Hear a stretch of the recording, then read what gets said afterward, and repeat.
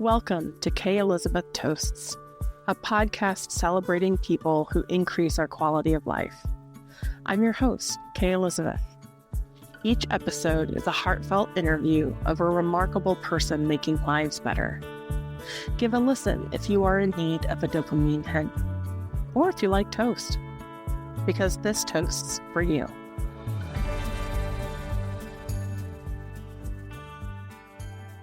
My name is Shana Nissenbaum. I teach third grade reading at National Trail Local Schools, which is a small rural district in Ohio.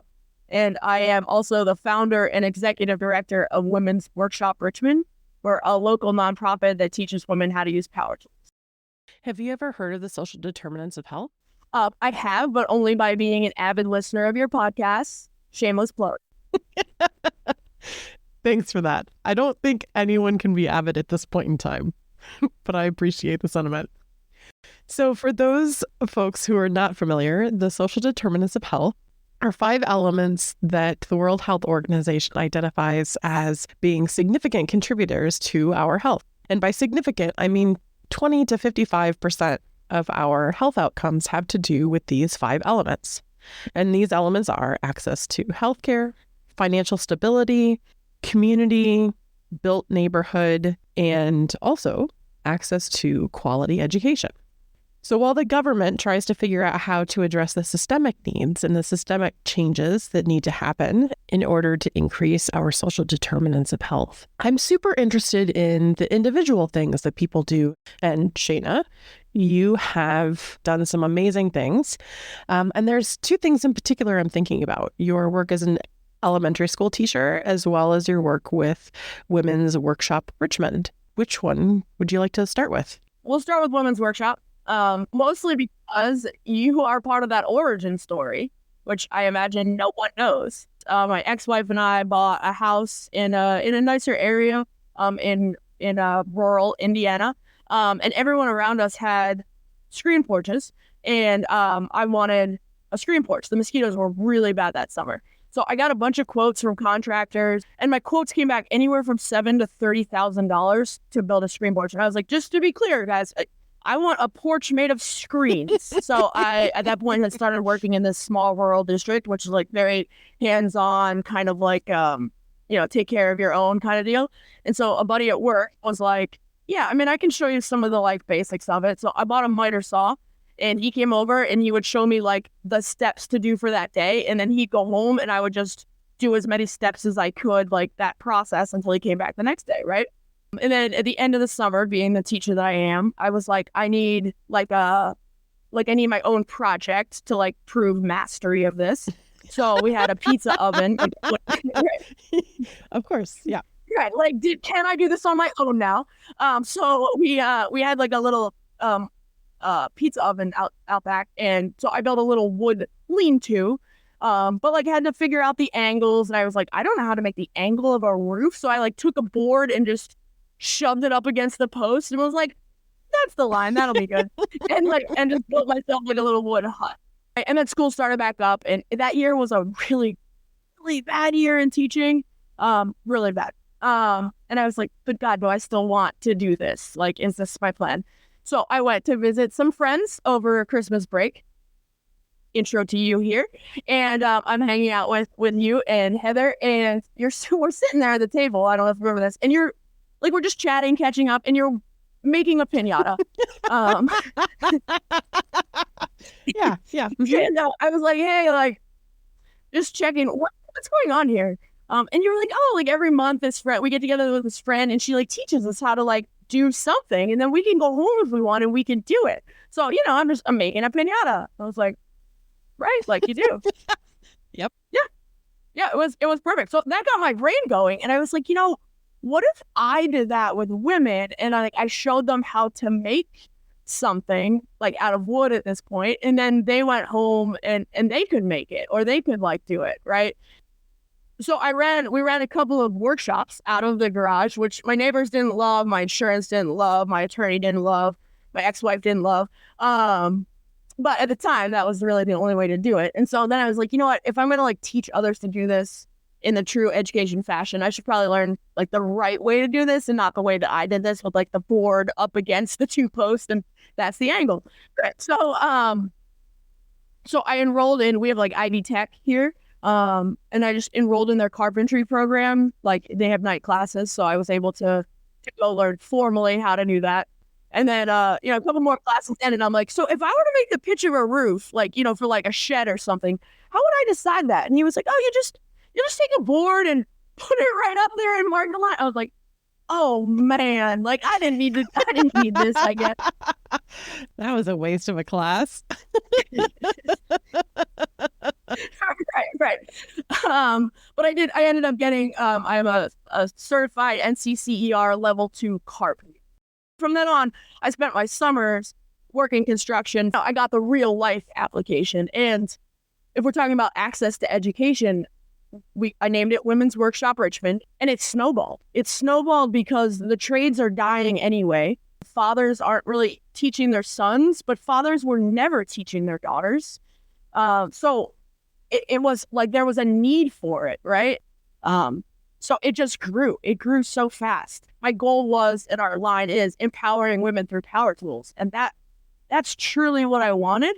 In order to be able to do that better, we had to remove the money barrier because there's already like, do you have a babysitter? Do you have a ride? Do you have the time with the rest of the mental load that you have to do all this? So the one barrier I could take out of that was the money. So we went nonprofit to be able to get grants and do fundraising for scholarships. So now women pay $10, and that allowed us to reach more women. And we just advertise like it's a scholarship. We won't ask you any questions about it. We don't care why or when or how. Just come and learn. I start every workshop with, do you know what happens if you mess something up today?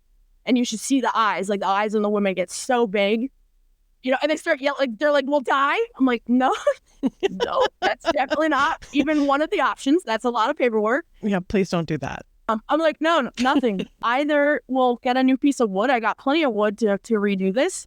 Or you'll fix it, or maybe you just learn from it, and next time you don't make that mistake, and that's okay. And just giving them that safe space to feel that way, so that when they go home and they're trying to put up a towel rack, and they drill a hole in the wall, and they miss the stud, it's like, that's okay, right? Like, just move the screw over and you'll have a little hole in the wall, and maybe you'll patch it and maybe you won't. Yeah. How long do these classes take? Yeah, that's a good question. So a typical workshop is 3 hours. We take typically 6 women at a time, although in the spring we're planning to up to 8. And then there's me and at least one other instructor, so somebody else there to guide. And that's part of what we're trying to build too. Like, we want more women to feel comfortable being the instructors. Mm-hmm. And then it's a specific project, so we tell you ahead of time, here's what the project is, and here are the tools that you'll be learning to do this. Pretty much all of them involve the miter saw and a drill. I'm a little embarrassed to say that I don't know what a miter saw is. Oh, that's fair. It's like a stand, and the blade, you like hold the handle and pull it down, and the blade comes into the wood. So what kind of projects do they work with? So this spring, it's a 3-tiered planter. It's made out of cedar. It looks like you would put little flowers in it, or you could use it as like an herb garden or something. Or if you have no green thumbs like me, you store all your sweatshirts in it in the workshop. It's very versatile. I love it.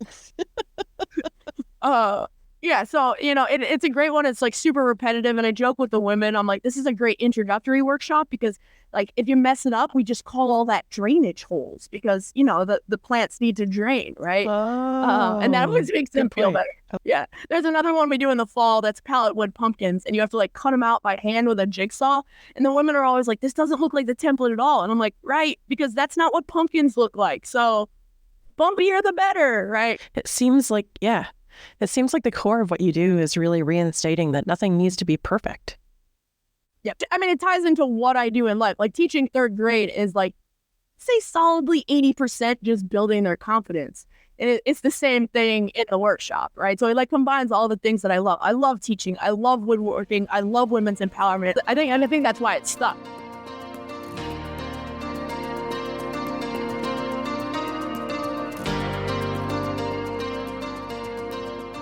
So I think there's probably a pretty good connection between the education that you're doing at Women's Workshop Richmond and you're teaching third graders. I'm not trying to suggest the adult women are like third graders, but like you said, 80% of what you do is confidence building. So I'm curious, what do you do to help increase quality and access to education for your students? Well, that's a broad question. It helps that I don't have my own kids, right? So like all of my love and all of my energy and all of my feelings for kids goes into my classroom. And I think that the parents that I have and the kids that I have know that, and they learn that about me. And I think it's hard to tell because of just kind of my personality is like kind of loud and in your face. And you might think that's not great for a third grader, but I'm super real with them. So like when I tell you, you messed this up, you messed it up, right? Like I'm never going to be the one to let a kid win at checkers, because when you win at checkers, it's because you beat me, right? Yeah. And I think that that's important. I think kind of like learning that. So same thing, when they mess something up, I'm like, yeah, this isn't right. Like, let's talk about what to do here. And then as soon as there is something that's right, like a little piece of it, and this is the same in the workshop, then, oh, this looks much better. And they're like, is it a straight line? I'm like, no, it's not a straight line, but it's much better than your last one, right? So, and then talking about, okay, so what can we do to make it even better? I focus a lot on the social emotional learning, but I also focus on other things in life. So like we do, at the beginning of the year, we do a morning meeting, and we all sit down in a circle and we learn the proper way to greet someone. So we talk about, like in the United States, at least, you shake with your right hand. And then we do also cover in other cultures, you don't. So you need to learn that. You turn, you face the person, you say good morning, you say their name, you give them a handshake. There's a lot of like life skills that come in too. That I try to get to, but it's hard with state requirements. And third grade is the year of the third grade reading guarantee in most states. You look like you feel some sort of way about that. I have mixed feelings. I'm actually not opposed to standardized testing. I think that there is some value in it.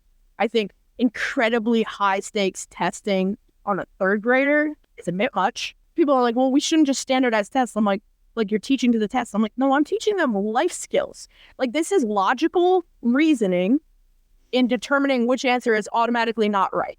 Right. And I teach my kids that, like, when we go over test questions, the first thing I ask is like, okay, number 5, which one's wrong? I'm like, don't tell me which one's right. Which one did you cross off? And they'll be like, D. I'm like, great. Why? What was that test maker trying to do? How did they trick you? And that to me is a much higher level thinking than did you get the answer. You need that when you take your driver's license test. You need that when you become a beautician. You need that when you take your teaching tests, right? I mean, all of those are multiple choice tests.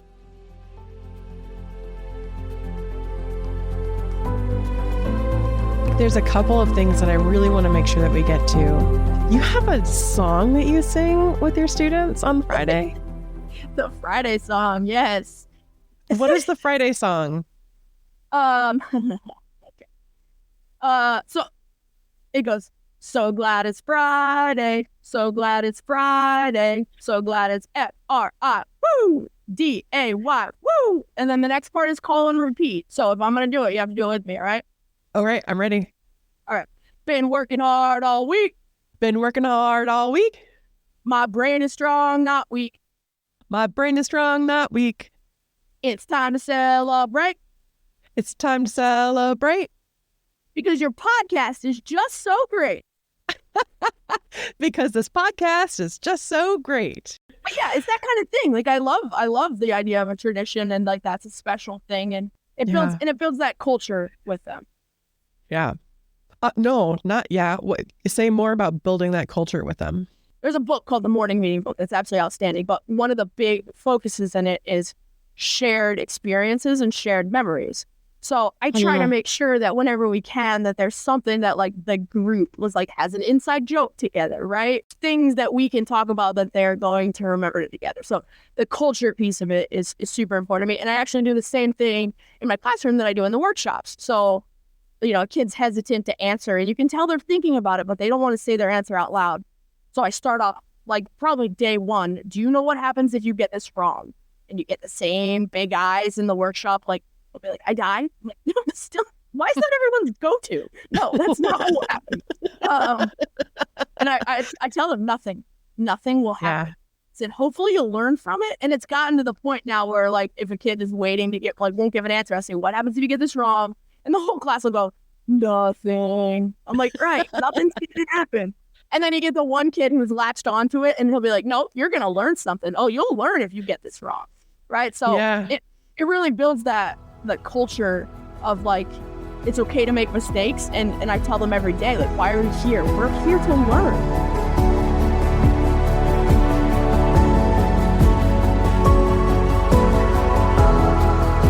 Is there something in particular that you're really proud of at your school with your students? One of them that I think is important is, again, I teach in a small rural district in Ohio. So when I first got hired, they were very, I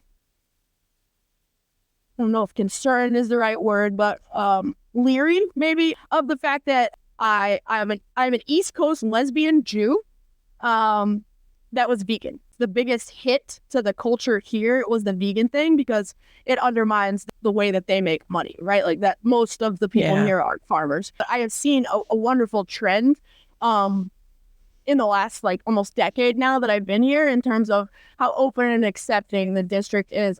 Yeah, so that part's been really great. So, but I want to continue building that. So at the end of the year, like, when testing's done and I can breathe again, we do a unit on families. Before I started the unit, I had to go to my principal and be like, look, here are the books that are in here. There's one about a single Black mother and his dad is absent.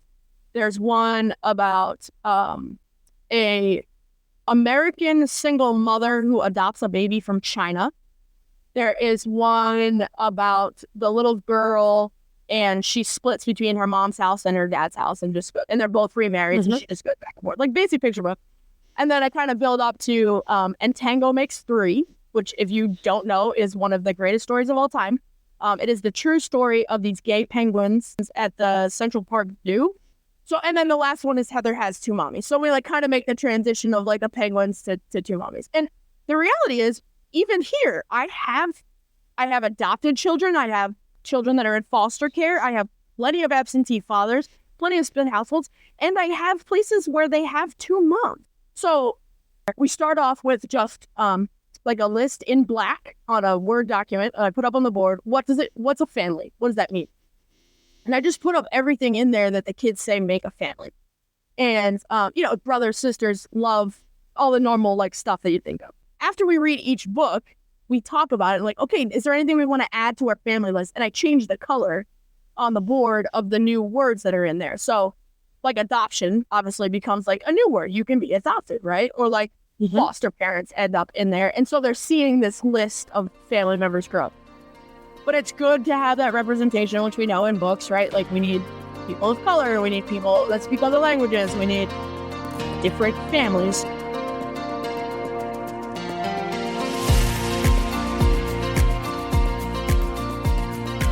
I went to this tech conference 9 years ago, and they started talking about maker spaces, which were not really a thing a decade ago, and, like, how to make them and what to do with them. It was me and the art teacher that year, and we came back and we were like, let's do this. Like, this is going to be awesome. We'll go low budget, like, and just make it work. So we got, like, a little PTO grant to buy some bins. I convinced the principal to let me have some room in the teacher's lounge. We labeled all these bins. So, and it's like all the things if you were 8 and you wanted to make a robot, right? So it's like paper towel tubes and bottle caps and like plastic bins, right? Like all these things. And then we let them use real craft knives and hot glue guns, and we just sort of like supervise them. And it's like, it's very, they make, right? There's a maker space. Yeah. And I think for me, there were like a couple tenets of it that we like established early on. So like the collaboration piece, it's like talk to other people, see what they say about it. Or like if that kid needs help holding it, hold it. And then from my end, wait, is that an actual rule? You're like, okay, rule number 2, if a kid needs help holding something, hold it. And, like we didn't have to explicitly say it, but it was like part of the collaboration piece of well, and here's why, because I told them I will not help you, right? Because like, and Oh, I'll hold something for them if they're trying to do it. But a lot of times it's like, can you do this for me? And I'm like, absolutely not. I will hold it while you do it because you obviously need a third hand here. So then, I had some parents that were like, oh, I want to come and help. And I'm like, you absolutely are welcome to help. I want to make it clear. You cannot even tell them what to do. And you can't help. And I've had many parents that were like, I can't handle that. I'm like, I get that. Like, that's fair. yeah. But it's a lot That of is hard. right. It is. It's really hard. And so they'll be Yeah. like, and I know, like when you go to try to glue, like if you were to hot glue a paper towel tube just straight onto a piece of cardboard, that's not going to stay. Right. So like we talk about making a flange, like bending the pieces off or using tape that makes its own flange for it. Right. But like, I Yep. got to let them fail a little bit to see like, so did that work this time? And they're like, no. Okay. So what? And again, then I don't tell them what can you do to make that work? And I let them brainstorm. And then hopefully there's another kid that's like, oh, I tried that. Here's what you got to do. Right. Like, Yeah. so the collaboration, and then obviously that ties into being relentless because I find in my classroom, especially the gifted kids, which is interesting, as soon as they try it one time and it doesn't work, they're done. They give up. Yeah. So a lot of Fab Lab was like, try it and try it again and then do it a different way. And you know what? Maybe that idea isn't going to work and it morphs into something else, and that's okay. Yeah. So kind of the being relentless piece was also really important to me, but also the creativity. Like I wish somebody had handed me a room full of supplies and was like, what do you want to make?